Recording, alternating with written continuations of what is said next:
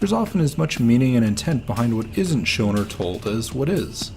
The first thing Freespace shows you is what you'll ultimately be up against in the Terror, the Shivans, and the Lucifer brain. By itself, it's a good hook in a tone-setting cutscene. When coupled with the rest of the game's introduction, it allows the pettiness of the initial conflict to poke through more than if it was a dry piece of exposition about the Terran-Vasudan War. Of particular note is that the Vasudans are only mentioned 3 or 4 times in the opening, and even then, the only things we know at this point are that we're fighting them and that they're probably alien. They aren't characterized at all, while the Terrans and Shivans are. It makes the first words the game addresses you with, beyond the tutorial, a complete 180. It's a slow, dispassionate, and disturbing bit of exposition compared to the terror and panic of the opening cutscene. Immediately we're told that the latest operation failed and that the Vasudans still have the path to Vasuda Prime secured. Let that sink in. Even if this operation failed and got over 500 pilots killed, the Terrans are on the threshold of the Vasudans' home system, and it's clear that the Vasudans are outclassed, especially when we meet them for the first time in-game. Outside of the Lovecraftian horror we've been introduced to already, this is the first real context we've been given, and while it's certainly easy to side with the Terrans out of the fact that they're humans, we have no idea what this war is even about, without actually wanting to look it up, that is. This is another strange decision from a traditional writing standpoint. We're tossed into the middle of a war that's been going for 14 years and told we need one last push into the enemy's home. There's no lengthy exposition shoved into the beginning of the game, just a small recap of recent events and a dismissal of the opening cutscene. Of even more significance is that the cause of the war is never made clear. The tech room does have a cursory explanation buried in the Vasudans' write-up, but it's still not the full picture. What it does mention doesn't flatter the Terrans and paints their blundering as one of the major inciting incidents that led to the Terran-Vasudan War. The vagueness at work here builds context twofold. First, it solidifies your place in the world as just another pilot. Second, and more importantly, it doesn't allow the GTA any semblance of having the moral high ground in the conflict.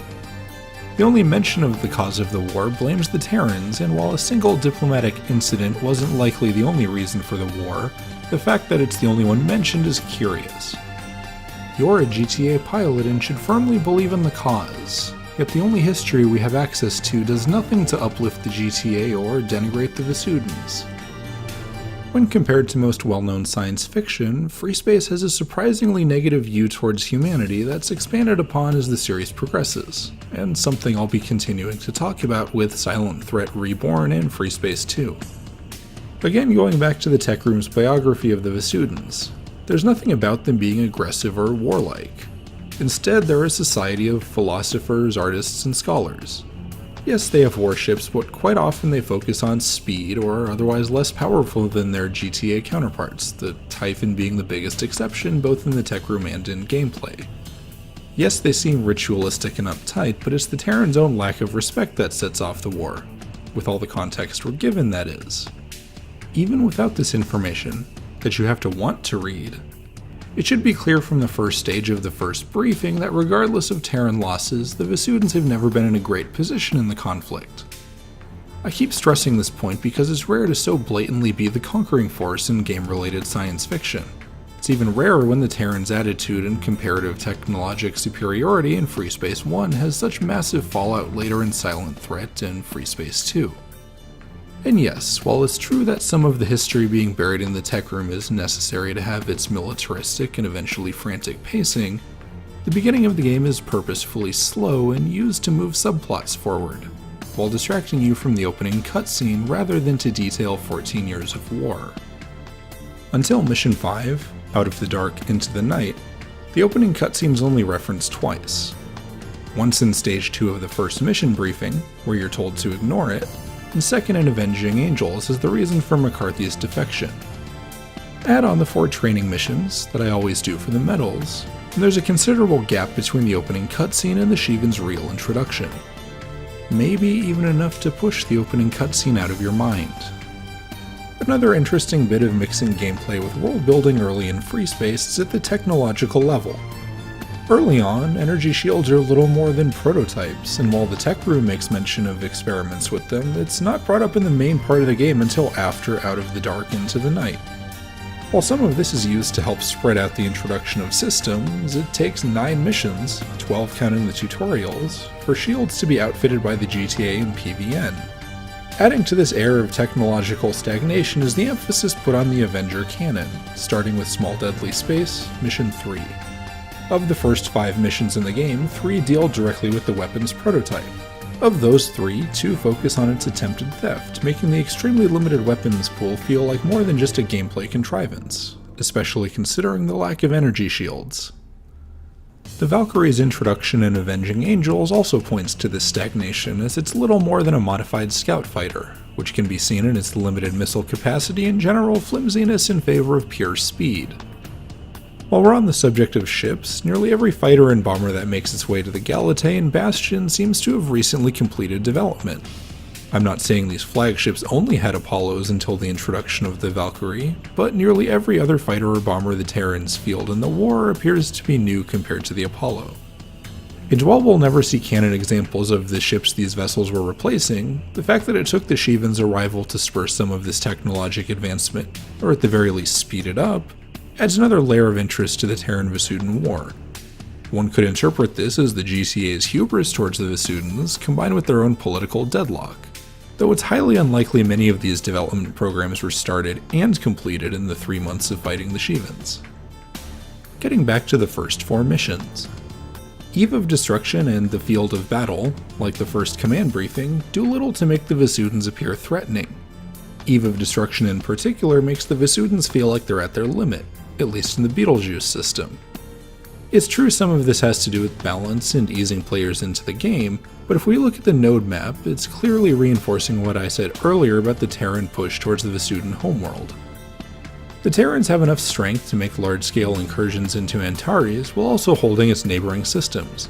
Again in keeping with the command briefing, whatever Vasudans remain in Beetlejuice have been effectively cut off from the rest of their forces, making their limited presence work in the fiction in addition to tutorializing the beginning of the game. With Small Deadly Space, we move to Antares and focus on breaking supply lines, with the debrief revealing the real reason for the mission, to recapture the Avenger prototype. Mission 3 is the first time the Vasudans feel like more than a nuisance. After all, we're raiding a major cargo depot neighboring their home system. The debrief also introduces the idea that the GTA is less than unified, which will become a major focus for Silent Threat and Freespace 2. I've already briefly mentioned Avenging Angels, but of the early missions, read before the Shivans make their first in-game appearance, it's easily the one that adds the most texture to the narrative. So much so that it's specifically referenced partway through Freespace 2, though interestingly 2 does little to flesh out the political fallout of the operation. To start with, it focuses heavily on the second character named in the series, and McCarthy actually has a bit of character beyond being a traitor, in spite of only having 2 lines in the entire game. He's likely a member of the Galactic Terran Intelligence and had enough resources to hijack the transport in Small Deadly Space, but it's his single line in Avenging Angels that makes him as interesting as he is. In response to being ordered to power the transport down, he says, "I answer to a higher authority." One of the traitors then recalls the opening cutscene and tells you that the Vasudans are the least of our problems. Ultimately, McCarthy and his allies are vindicated, and that's likely what the mention of the McCarthy trials in Freespace 2 are referencing. That still doesn't explain my interest in his last line, though. The 2 lines of thought I have on his answering to a higher authority go something like this. Either his knowledge of the Ross 128 attack and his own values spurred him to defect, or the GTI ordered him to steal the prototype as a way to circumvent the alluded to political deadlock of the GTA and offer an olive branch to the Vasudans. Given the events in Silent Threat, it wouldn't be surprising if the GTA's official handling of the Ross 128 attack was in part what allowed Silent Threat to happen, and the McCarthy incident was one step along that path. It's true that part of the GTI and Silent Threat don't care about maintaining the alliance with the Vasudans, but the first mission of both the retail release and Reborn have the express purpose of maintaining that alliance, and I don't feel it's a stretch for what would become the loyalist segment of the GTI to try and focus the Terrans and Vasudans on the very real threat of the Shivans as soon as possible. Another bit of curiosity with Avenging Angels is the parallel need to capture McCarthy alive and make an example of him. Some of this is to tutorialize a capture operation, but in the 14 years of war he can't have been the first traitor to the GTA, and yet we're specifically told he needs to be made an example of.